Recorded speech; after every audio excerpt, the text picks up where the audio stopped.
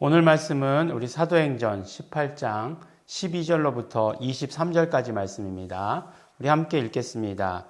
갈리오가 아가야 총독되었을 때에 유대인이 일제히 일어나 바울을 대적하여 재판자리로 데리고 와서 말하되 이 사람이 율법을 어기어 하나님을 공경하라고 사람들을 권한다 하거늘 바울이 입을 열고자 할 때에 갈리오가 유대인들에게 이르되 너희 유대인들아 만일 무슨 부정한 일이나 괴악한 행동이었으면 내가 너희 말을 들어주는 것이 가하거니와 만일 문제가 언어와 명칭과 너희 법에 관한 것이라면 너희가 스스로 처리하라. 나는 이러한 일에 재판장 되기를 원치 아니하노라 하고 저희를 재판자리에서 쫓아내니 모든 사람이 회당장 소스데네를 잡아 재판자리 앞에서 때리되 갈리오가 이 일을 상관치 아니하니라.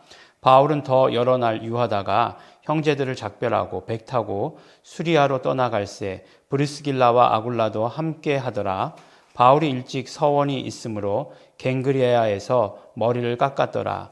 에베소에 와서 저희를 거기 머물러 두고 자기는 회당에 들어가서 유대인들과 변론하니 여러 사람이 더 오래 있기를 청하되 허락지 아니하고 작별하여 가로되 만일 하나님의 뜻이면 너희에게로 돌아오리라 하고 배를 타고 에베소를 떠나 가이사랴에서 상륙하여 올라가 교회의 안부를 물은 후에 안디옥으로 내려가서 얼마 있다가 떠나 갈라디아와 부르기아와 땅을 차례로 다니며 모든 제자를 굳게 하니라.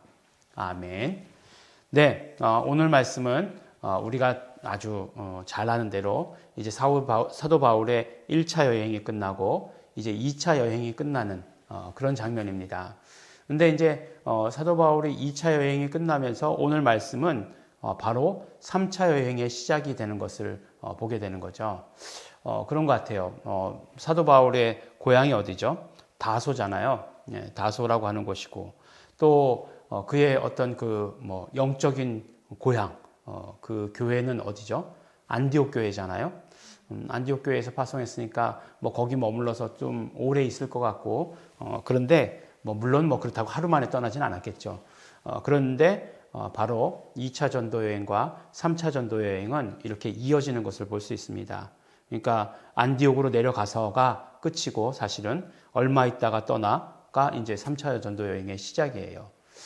그렇게 전도 여행을 떠나는 것을 이렇게 보게 됩니다. 근데 이제 우리가 어제까지 사도 바울이 어디에 있었죠? 네, 고린도에 있었죠.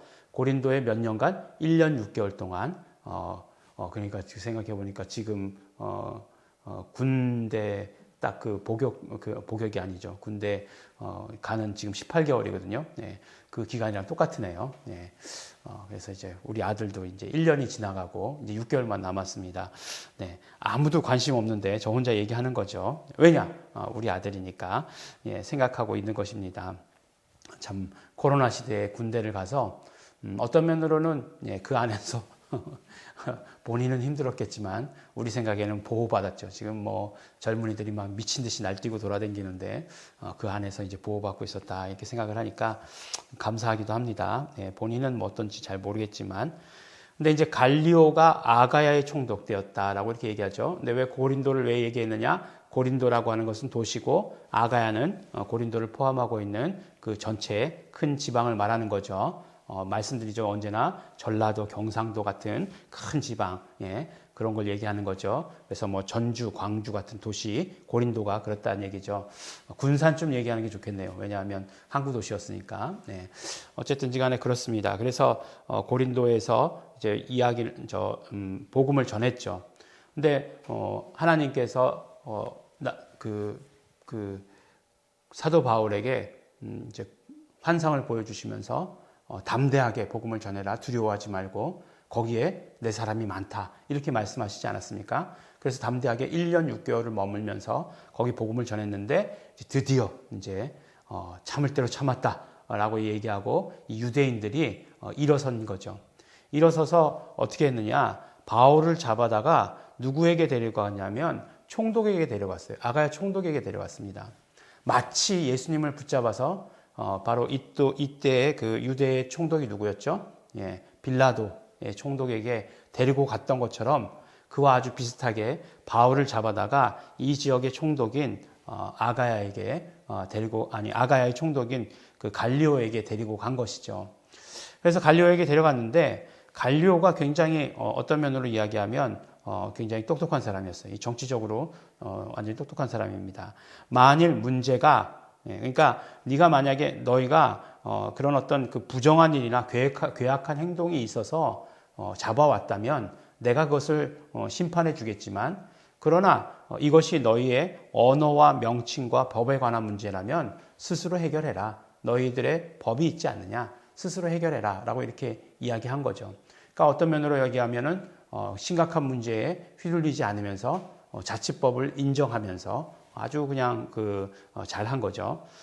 근데 여기서 이제 보면 15절의 말씀을 보면 만일 문제가 언어와 명칭과 너희 법에 관한 문제다라고 이렇게 얘기하고 있는데 이 부분도 사실은 우리가 예수 이름의 복음을 알고 있는 사람으로서 보면 이름을 관점으로 보면 명칭이라고 하는 것이 헬라어로 뭐로 되어 있을까요? 네, 그렇죠. 이름으로 되어 있죠. 오노마, 언어와 오노마.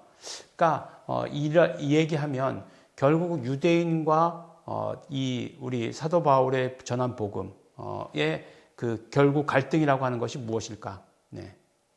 언어의 문제, 물론 히브리어, 헬라어 이런 문제가 있을 수 있을 것이고 그 다음에 이제 이 이름에 관한 벌써 야훼냐, 그 이름이 야훼냐, 예수냐, 예수 이름이냐 이것이 이런 어떤 충돌이 있었을 것이다. 충분히 이제 우리가 이것을 통해서 예상해 볼 수 있는 그런 문제인 것을 우리가 알 수 있는 거죠. 그래서 우리가 결국 복음이 전해진다라고 하는 것은 예수 이름이 증거되어진다라고 하는 것을 말하는 것입니다. 예수 이름이 전해지는 거죠. 그래서 예수 이름이 온 땅에 우리 찬양에도 있지만 예수 이름이 전해지는 것이에요. 그래서 결국은 갈등이 어떤 갈등이냐? 이름과 이름의 갈등이에요. 근데 우리가 어떤 면으로 보면 이방인들에게 있어서는 이것이 커다란 축복이죠. 왜냐하면 갈등을 일으킬 만한 그런 아무것도 없으니까 그냥 예수 이름 그냥 우리가 받아들이면 되는 것이지만 그 유대인들에게는 그동안에 하나님의 이름을 야훼라고 알고 있었고 거룩한 이름, 입에 담지 못하는 이름, 입에 담았다가 잘못하면 큰일 나니까 항상 입에 담아서 사실은 영광 돌려야 되는데 그런 어떤 역사적인 사실들을 겪으면서 입에 담지 않기로 한 그 이름, 그 이름과의 충돌이다라고 이렇게 이야기하는 거죠. 그래서 사실은 사도 바울은 항상 모든 것들을 다 예수 이름으로 하지 않습니까? 예수 이름으로 명하노니 나가라. 이런 식으로 이 이름이잖아요. 그래서 이제 그 이름에 관한 것이다라고 하는 것을 우리가 짐작해 볼 수 있고 또 이제 그러므로 말미암아 이제 갈리오라고 하는 이 총독은 손을 뗀 거죠. 그래서 이제 자치를 하는데 얘네들이 얼마나 이제 분하겠어요. 그래서 어떻게 하냐? 분풀이를 누구에게 하느냐? 그때의 회당장 소스데네라고 하는 사람에게 분풀이를 합니다. 그 전에 회당장은 누구였죠? 그리스보라고 하는 회당장이 있었어요. 그 전 구절들을 보면. 근데 어떻게 됐죠? 예수님 영접했어요. 그러니까 회당장을 바꿔야 됩니까? 안 바꿔야 됩니까? 바꿨겠죠. 바꿔서 소스데네가 회당장이 된 거예요. 근데 어떻게 돼요? 소스데네도 예수님을 영접한 거죠. 어떻게 알 수 있느냐? 물론 붙들어다가 잡아다가 때렸다 이렇게 얘기하는 것으로 알 수도 있겠지만 고린도전서 1장 1절에 뭐라고 말씀하고 있죠? 하나님의 뜻을 따라 그리스도 예수의 사도된 나 바울과 소스데네는 이렇게 얘기하고 있잖아요. 그 소스데네가 이 소스데네죠. 고린도 교회에 편지 보내면서 소스데네를 함께 이야기하고 있죠. 고린도 교회는 소스데네를 잘 알았을까요? 몰랐을까요? 잘 알았겠죠. 왜냐하면 고린도 지역의 회당장이었으니까. 그러다가 어떻게 돼요? 예수님을 영접한 사람이 되는 거죠. 그래서 영접한 그런 어떤 동역자가 되는 것입니다. 근데 가만히 보니까 하나님이 좀 불공평하신 것 같은데 바울은 놓아주고 바울은 놓아주고 애매한 소스데네만 붙잡아다가 막 그냥 맞은 거 아니에요? 뒤지게 맞고서 풀려난 거잖아요. 아니 왜 그 바울에게는 그런 물론 바울은 그동안 그 전에 많이 맞았으니까 요번엔 빼준다 이런 건가요? 근데 소스데네는 그런 고난을 당하고 나서 그 다음 어떻게 되었느냐? 네, 그 다음 동역자가 되었어요. 네. 가만히 보면 우리가 동역자다라고 이렇게 이야기하는 것, 고난을 받을 때 동역자의 자격이 주어지는 것 아닌가라는 생각을 하게 됩니다. 우리가 고난을 당할 때에 예수 이름 때문에 우리가 삶 자체가 산다는 것 자체가 고난의 연속이죠. 예.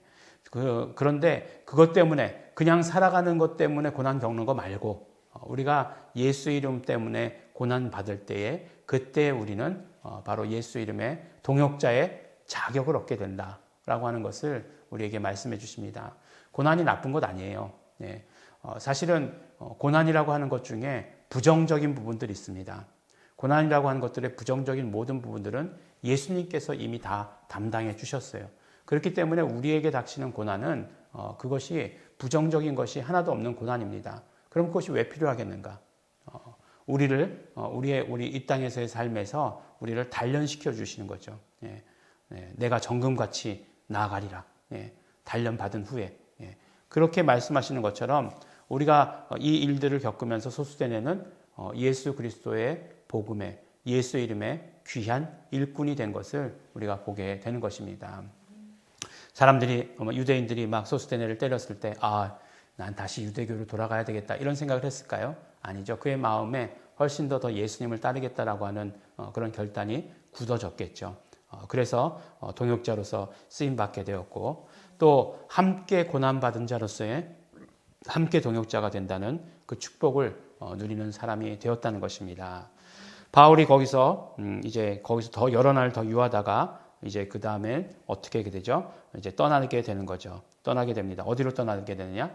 에베소라고 하는 곳으로 떠나게 되는 거죠. 근데 이제 그 전에 겐그레아라고 하는 곳에 와서 거기서 이제 머리를 깎았다. 서원한 것이 있었다. 이렇게 얘기하는데 아마도 어떤 서원이었을까? 3차 전도 여행 아니면 땅 끝까지 이르러서 복음을 전하는 것에 대한 소원 그런 것들이 있을 수 있겠죠. 그래서 그곳에서 떠나서 누구와 함께 가냐면 브리스길라와 아굴라. 예, 아굴라와 브리스길라죠. 예, 요새는 여자를 먼저 얘기해도 되죠. 브리스길라가 아내고 아굴라가 남편이죠. 브리스길라와 아굴라를 함께 데리고 에베소로 가게 되고 에베소에서 그 둘을 남겨놓게 되죠. 예. 근데 이제 나중에 에베소 교회에서 이제 3차 전도여행 때 보면 에베소에서 아볼로를 또 고린도로 파송하게 되는 그런 일도 보게 되죠. 그래서 이제 거기에서 머물러 있지 않아요. 에베소 교회에 굉장히 오래 머물러 있었던 것은 언제냐? 3차 전도여행 때예요. 바로 이렇게 떠나서 이제 에베소에서 떠나서 그 이제 수리아로 돌아간다라고 얘기하는데 수리아는 어디죠? 안디옥 교회가 있는 수리아를 말하는 거죠. 그리고 거기 그 가이사라에 들어가서 이제 올라가 뭐라고 얘기하고 있죠? 올라가 교회의 안부를 물은 후에라고 이렇게 얘기하고 있습니다. 올라갔다는 건 어디로 올라갔다는 걸까요? 예루살렘으로 올라갔다는 거죠. 그리고 교회의 안부를 물은 후에 다시 이제 돌아오는 것이죠. 안디옥으로 돌아왔다. 안디옥 교회로 돌아왔다라고 이렇게 얘기하면서 2차 전도 여행의 이 모든 대장정은 끝나게 되는 거죠. 그런데 아까도 말씀드렸듯이 2차 전도 여행이 끝나고 한참 쉬었다가 3차 전도 여행을 시작했다. 그런 게 아니라 바로 또 3차 전도 여행을 떠나는 것을 보게 됩니다. 그러니까 사실 1차와 2차 계속 연속해서 쉬지 않는 거죠. 그렇게 계속해서 돌아다니는 것을 우리가 볼 수 있게 됩니다. 오늘 말씀들을 통해서 우리 정말 계속 돌아다니시면서 이렇게 여러 곳에서 고린도에서 또 그 고린도에서 있었던 일들을 그 결과물들을 에베소로 가져오고 에베소에서 또 브리스길라와 아굴라는 거기 머물러 있게 했거든요. 그리고 이제 혼자서 다시 돌아와서 예루살렘 교회에 보고하고 그 다음에 이제 또 다시 안디옥 교회로 돌아와서 3차 전도 여행을 시작하는 이 모든 모습을 보았습니다. 동역자를 얻는 모습을 보았고 그동안의 갈등이 무엇인지를 보았고 고난당하는 모습을 보았습니다. 그러나 이 모든 것들을 통해서 바로 동역자를 얻게 되고 또 그것을 통해서 예수 이름의 복음이 전해지는 것을 우리가 함께 보게 되었습니다. 우리도 이 모든 일들에 함께 증인되고 동참하시는 우리 여러분들 되시길 바랍니다. 그냥 2차 전도여행 그러니까 바울 잘 돌아다녔어. 보고 전도 잘했네. 이렇게 보고 만족하는 것이 아니라 우리도 그 열망에 동참하는 자가 되어야 되는 거죠. 지금부터 전도 여행을 떠나라. 코로나로 인해서 멀리 가지도 못해요. 하지만 정말 우리 가까운 곳이 땅끝일 수도 있어요.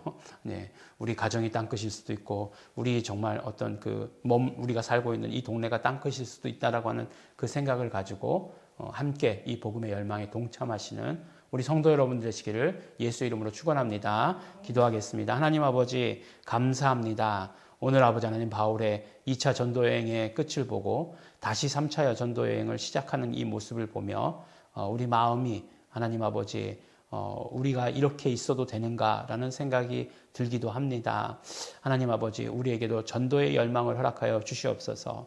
우리 아버지 하나님 함께 고난받을 때에 우리가 정말 아버지 하나님 이 복음의 동역자의 자격을 얻게 하여 주신 것 너무나 감사하고 고맙습니다.